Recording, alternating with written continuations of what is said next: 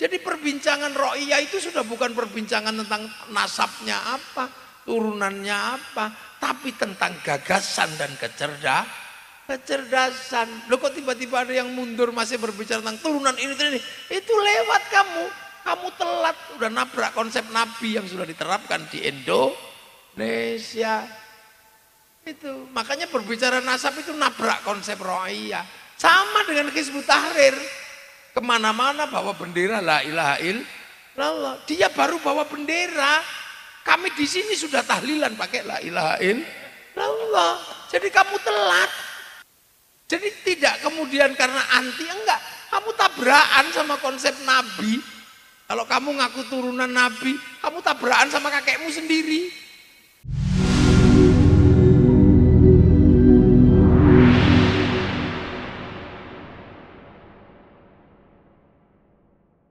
Konsep musyarakah atau masyarakat tidak saling menafikan, semua hidup selaras bersama, tidak saling mengingkari bahwa saling membutuhkan.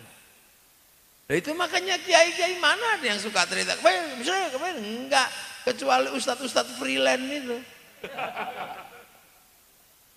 Ini konsep sudah kita sepakati tentang musyarakah. Nah, kalau mau bikin konsensus bersama, kita harus melakukan sesuatu untuk saling menghargai dalam perbincangan-perbincangan yang sifatnya gagasan dan pengetahuan. Nah, konsep itu dalam Al-Quran ada wasyawirhum fil amri, wasyawirhum bermusyawarahlah. Maka kemudian kita mau bangun konsensus, termasuk mau bangun negara, kita menggunakan konsep musyawarah. Ya kan, lembaganya Majelis Permusyawaratan Rakyat, Dewan Perwakilan Rakyat. Yang masuk ke situ adalah rakyat yang tidak perlu ditanya, kenapa kamu bisa berada di lembaga ini? Ya karena saya rakyat. Kamu turunan siapa? Klan siapa? Enggak ada sudah konsep rakyat. Pokoknya kamu masuk sesuai prosedur, masuklah ke situ. Pengen jadi DPR, daftar lewat partai politik. Setelah itu tawarkan gagasanmu kepada rakyat. Kalau kamu punya banyak teman, pasti temanmu ikut. Kalau nggak ada yang ikut, beli 50.000. Tuku uang. Loh, demokrasi prosedural begitu, nggak ada yang nanya, sudah. Kamu pengen terlibat di situ karena kamu pengen pinter, ya mondok aja yang pinter. Nanti kamu akan sampai di situ, dan ketika kamu pinter, kamu gak ditanya turunannya sopo, anaknya sopo. Jadi perbincangan ro'iyah itu sudah bukan perbincangan tentang nasabnya apa, turunannya apa, tapi tentang gagasan dan kecerdasan. Loh kok tiba-tiba ada yang mundur masih berbicara tentang turunan ini. Itu lewat kamu. Kamu telat, udah nabrak konsep Nabi yang sudah diterapkan di Indonesia. Itu makanya berbicara nasab itu nabrak konsep ro'iyah. Sama dengan Hizbut Tahrir, kemana-mana bawa bendera la ilaha illallah. Dia baru bawa bendera. Kami di sini sudah tahlilan pakai la ilaha illallah. Jadi kamu telat. Lu kamu kalau anti la ilaha illallah, anti la ilaha illallah, enggak. Kami anti bendera PKI Palu Arit. Tapi kalau kami ke sawah ya tetap pakai arit, pergi nukang pakai palu. Kamu datang terlambat, kamu baru bawa bendera, sementara kami sudah menggelar setiap hari acara tahlilan. Sama dengan sekarang ini, telat dia datang. Kita sudah menggunakan konsep ro'iyah, dia baru datang cerita tentang keturunan dan nasab. Telat, mau kita sudah nggak ngomongin itu. Jadi tidak kemudian karena anti, enggak. Kamu tabrakan sama konsep Nabi. Kalau kamu ngaku turunan Nabi, kamu tabrakan sama kakekmu sendiri. Duh. Ini dan itu sudah bukan cerita dari bangku ke bangku, terlembagakan dalam lembaga tinggi negara, Majelis Permusyawaratan Rakyat. Yang musyawarah itu rakyat, sudah bukan turunan siapa. Sudah bukan Nasabnya siapa? Sudah nggak ada. Itu sudah rakyat. Yang berbeda agama lakum dinukum waliyadin, yang berbeda suku adalah waja'alnakum syu'uban wa qabaila, yang berbeda kelakuan lana a'maluna walakum a'malukum. Kita sudah maju di level itu, ada yang datang masih terlambat. Masih di sini tak ajari dulu bagaimana cara hidup menjadi ra'iyah atau rakyat. Kini wis tekan majelisnya ini isinya sudah rakyat. Sudah nggak peduli kamu keturunan siapa, kamu sukumu apa. Yang penting prosedur demokrasi kamu lewati, kamu bisa menjadi bagian dari dewan itu, kamu bisa menjadi bagian dari majelis itu. Kok tiba-tiba kamu nyalahin? Wah, kalian anti? Bukan, kamu aja yang nabrak tembok. Tembok apa? Tembok konsep negara. Itu sudah nama, sudah bukan lagi perbincangan dalam majelis-majelis pinggir jalan, bukan perbincangan warkop. Itu sudah tertulis secara tegas dalam landasan ideal bangsa Indonesia, kerakyatan yang dipimpin oleh hikmat, kebijaksanaan dalam permusyawaratan perwakilan. Itu tertulis, itu bukan guyon. Dan terlembagakan dalam majelis permusyawaratan rakyat, Dewan Perwakilan Rakyat. Loh kok tiba-tiba orang lain kok salah no? Makanya ketika kalau sudah jadi ro'iyah, kok kamu ngotot mau masuk dalam kapasitas turunan, ya dicek dulu bener nggak ini kamu turunan sana. Oh kita sudah ro'iyah kok. Loh ini loh, jadi kamu jangan kalau sama-sama seperti itu, kita sudah di situ. Saudi masih belum bisa ke situ. Setelah Nabi punya konsep ro'iyah, dia nggak sanggup menjalankan konsep itu, kembali kepada konsep kerajaan, raja hamba masih. Sehingga yang berkuasa adalah Ibnu Saud, sang raja. Semuanya adalah hamba-hamba, kawulo. Makanya semua diatur oleh raja. Dan di Timur Tengah semuanya hampir sama. Gitu kan? Ketika kekuasaan berdiri, semua ditimpakan kepada kekuasaan. Ra'iyah tidak punya kemandirian. Karena apa? Berdasarkan atas kekuatan suku. Sehingga apa? Begitu negaranya runtuh, agamanya ikut runtuh. Sistem sosialnya runtuh. Nah ini yang harus dipahami. Makanya pertanyaan berikutnya adalah, kenapa kita bisa? Ya karena nenek moyang kita mendesain itu dari awal. Jadi itu tidak kemudian datang dengan tiba-tiba. Yang kebetulan desainer itu semua adalah pendatang yang lebih awal yang membangun sistem mayoritas di Indonesia. Siapa? Para wali. Makanya teritorinya ra'iyah di Indonesia disebut wilayah, al-wali, al-wilayah. Yang akhirnya konsep itu menyatu dalam sistem nation state yang namanya Negara Kesatuan Republik Indonesia. Itulah bedanya. Kenapa Arab satu bangsa bisa pecah puluhan negara? Cina satu bangsa bisa pecah puluhan negara? Afrika satu bangsa bisa pecah puluhan negara? Tapi kita sebaliknya, puluhan bangsa, suku dan agama mampu bersatu dalam satu Negara Kesatuan Republik Indonesia. Dan hari ini kita nikmati. Makanya UNPROK ini punya tanggung jawab kalau berbicara proklamasi, ya menegaskan kembali nilai-nilai yang diatasnamakan oleh Bung Karno, yang berdiri dari nama-nama yang sangat banyak, dari berbeda suku, berbeda bangsa, berbeda agama. Dan ini penting, makanya menjadi membangun persatuan itu menjadi penting. Makanya jangan sekali-sekali apapun menjadi alat perpecahan. Contoh malam hari ini, sebenarnya sholawat itu sendiri aja kan nggak apa-apa. Bahkan ada banyak sekali yang mengecam ala sholawatan udah tak bareng-bareng. Tapi yang mereka nggak tahu, ini kebersamaan ini punya nilai-nilai yang tidak bisa ditopang ketika kita mengambil sikap tidak bersatu. Kalau sudah seperti ini, persatuan seperti ini, apa? Roda ekonomi berputar. Yang jual bendera, laku benderanya. Yang jual gagang pancing tadi, laku gagang pancingnya. Semua roda ekonomi berputar.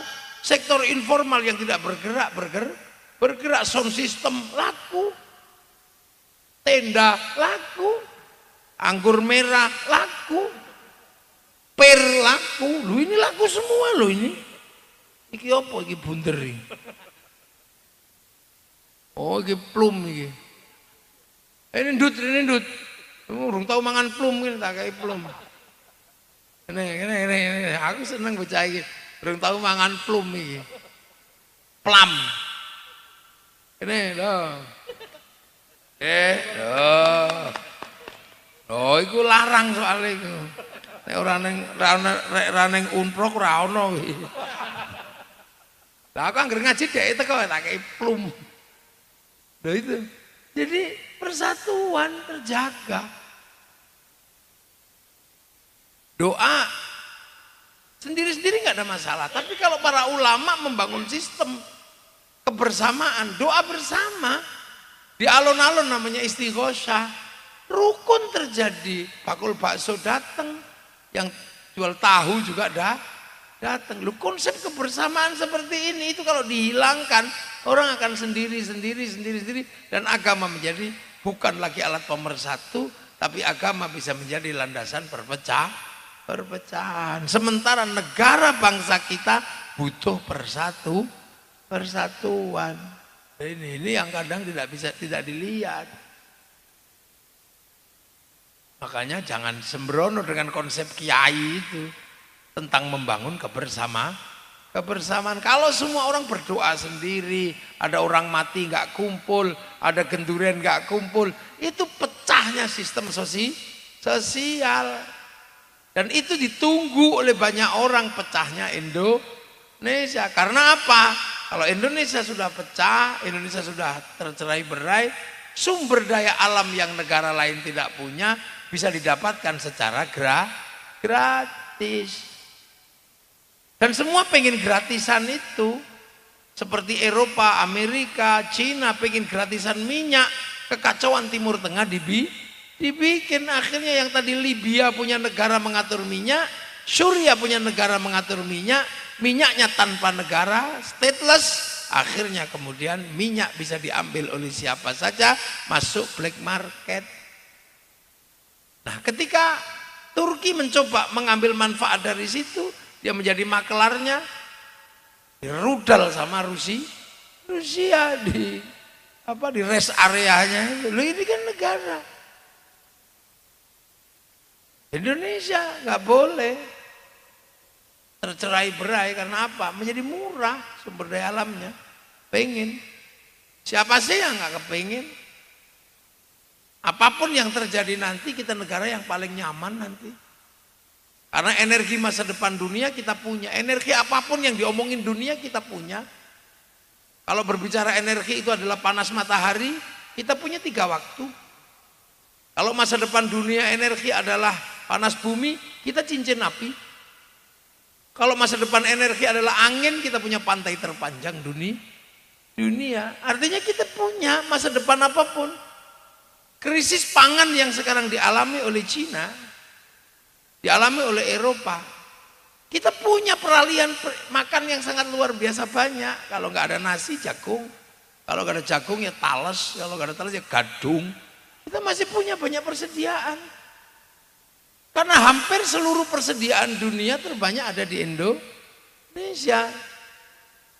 Ragam nabati itu paling banyak di Indonesia, ragam hayati paling banyak. Di Arab cadangan binatangnya paling cuman gajah, unta. Di sini ada cadangan terenggiling, ada garangan.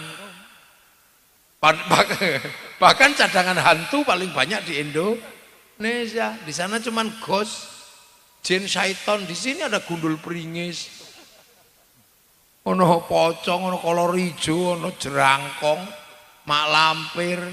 Suster ngesot, kita komplit, kita cadangannya banyak. Makanya negeri kita ini negeri dinamis. Negeri dinamis. Dan kita terbiasa untuk bernegosiasi, kita terbiasa untuk hidup bersama, duduk saling jaga, kita terbiasa. Karena apa? Ya kita negeri yang banyak cadangannya. Malam-malam kalau orang lain ribut kan karena nggak punya kerjaan. Kalau kita kerjaan malam itu banyak. Bawa lampu ke sawah, nyuluh welut ada. Nyuluh kodok, nyetrum ada, kita komplit. Siang-siang kita main-main, ketemu ayam kita adu beres. Ketemu jangkrik kita adu. Ya, kalau sana yang diadu cuman kuda sama anjing, tok. Di sini macam-macam bisa diadu. Sampai laba-laba bisa diadu. Sing iseng adu-adu undur-undur. Loh, kita ini punya banyak sekali ragamnya. Makanya di saat siapapun punya, kita juga punya kok. Cerita cinta kita punya, sana punya, ada Sampai Ingtai, ada Romeo Juliet, kita punya, ada Ade Lumut. Di sana ada Ibu Tiri Kejam dalam Cinderella, kita punya bawang putih, bawang merah, komplit kita punya. Ada orang kuat namanya Samson, kita punya Bandung Bondo, Oso. Di sana ada Tom and Jerry, kita punya Kancil, Nyuriti. Di mana kita hampir semuanya sama. Apa sih yang kita nggak punya? Sana punya alat musik, kita juga punya. Sana punya terbang, kayu kulit, gampang buatnya, kayu tinggal motong, kulit tinggal nempelin. Eropa punya gitar, kayu tinggal motong, tali tinggal nempel. Kita punya gamelan, lebih rumit karena pakai logam. Jadi logam, apa alat musik ini terbuat dari logam. Artinya hanya bangsa yang menguasai ilmu pertambangan maju dan penguasaan metalurgi yang mapan mampu membuat alat musik dari logam. Jadi cuman kita ini kadang-kadang kalah cerita. Orang menceritakan bangsanya, kita ikut menceritakan bangsa orang. Jadi kita ikut menceritakan Romeo Juliet, kita melupakan itu sama. Bayangkan Amerika menceritakan bangsanya, kita ikut-ikutan, gayanya ikut-ikutan sana. Film koboi itu kan bagaimana Amerika menceritakan bangsanya. Kita ikut-ikutan gaya koboi, gaya jenggo. Itu gaya orang sana menceritakan bangsanya, mulai dari Wild West sampai The Last of the Mohican, dia ceritakan. Kekalahan dia di Vietnam, dia lawan pakai Rambo 1 sampai 6. Tiba-tiba truk di belakang, truk kita di belakangnya semuanya gambar Rambo. Jadi kita menceritakan dan menjadi iklan bangsa orang. Levi Strauss yang dipakai oleh orang sana menjadi pakaian koboi, kita pakai gaya-gayaan ke mall, padahal itu baju penggembala. 501. Loh, fast food mereka namanya McD, kita ikut-ikutan. Padahal makanan kita lebih rumit. Makanan priayi, makanan gudeg itu bikinnya luar biasa susah itu. Loh, begini kan kita. Bayangkan Amerika kalah di Vietnam, bikin Rambo 1 sampai 6. Kegagalan di Irak, bikin Hotshot 1 sampai 2. Kegagalan dalam terorisme, bikin 12 Strong. Ditekan sama Cina, dia nggak mau kalah. Dia bikin American Shaolin, American Kung Fu. Ditekan sama Jepang, bikin American Samurai, American Ninja. Bahkan samurai terakhir dari Amerika namanya Tom Cruise dalam film The Last Samurai. Mereka nggak mau bangsanya jatuh gitu. Cina, mau nggak dia jatuh dengan? Nggak bisa. Bahkan cerita sebelum ada manusia diceritakan dari ular hijau sampai ular putih. Dari Wong Wai Hung sampai Sun Gokong diceritakan semua. Akhirnya Mulan digarap juga oleh Amerika, oleh Hollywood. Loh, kita punya Kertanegara, punya Gajah Mada, punya Sutasoma, enggak ada yang garap. Bahkan kita punya prosa terpanjang dunia, Lagaligo di Sulawesi Selatan, enggak ada yang nyeritain. Semua asik menceritakan bangsa orang. Seluruh grup sholawat menceritakan nenek moyangnya dari Yaman. Gak ada yang menceritakan nenek moyangnya dari Jogja. Gak ada.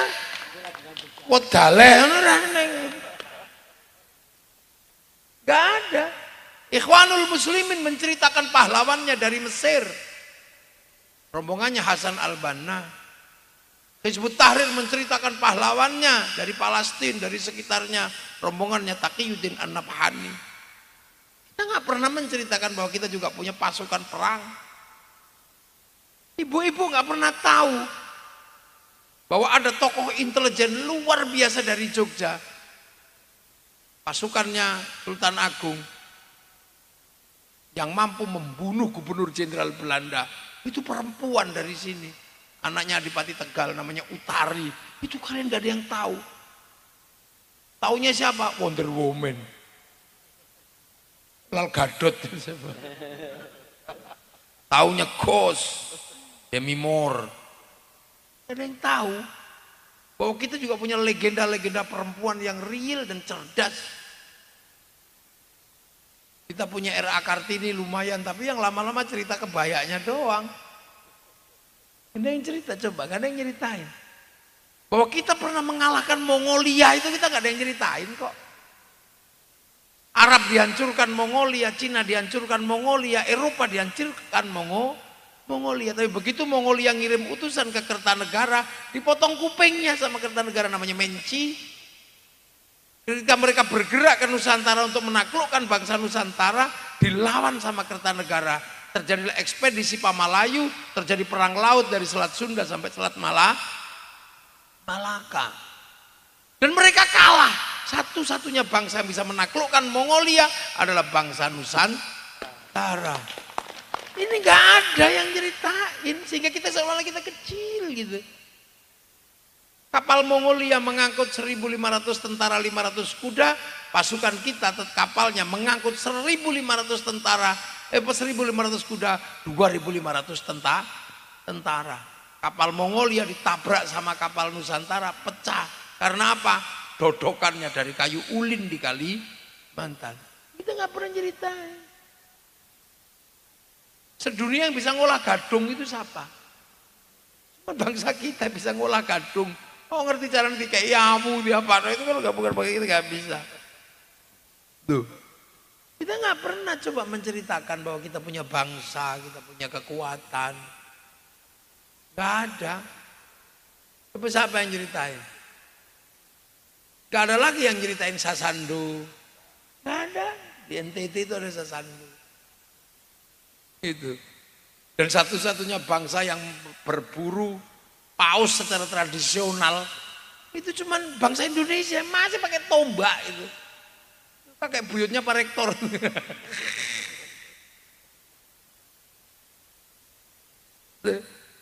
Itu kita punya, cuman kan nggak ada yang ceritain. Nah itu penting untuk bangkitnya sebuah negara. Jepang itu nanggung namanya dumping, dalam negeri produksinya lebih mahal. Dia bangun namanya samurai. Itu ceritakan semangat Bushido. Bahkan anak-anak kecil diceritakan jangan konflik seperti Tokugawa dan restorasi Meiji. Bikinkan samurai X dengan tokohnya Rurouni Kenshin. Malaysia mulai bercerita tentang bangsanya lewat si Upin dan si Ipin. Dia ceritakan kamu jangan ribut dengan anak-anak India. Kasih tokoh kecil namanya Charjit. Kamu jangan ribut dengan anak Cina. Kasih Mei Mei. Kamu jangan ribut dengan anak Indonesia, kasih Susanti. Mereka juga sedang membangun bangsanya. Korea hanya modal air mata dan meja makan, bisa jualan BTS sedunia.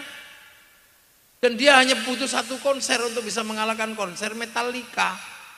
Konser terbesar Metallica tahun 95 adalah di Moskow, 6 juta tiket habis.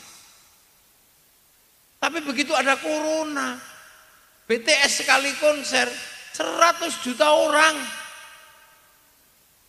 Seminggu 4 kali. Sebulan berapa?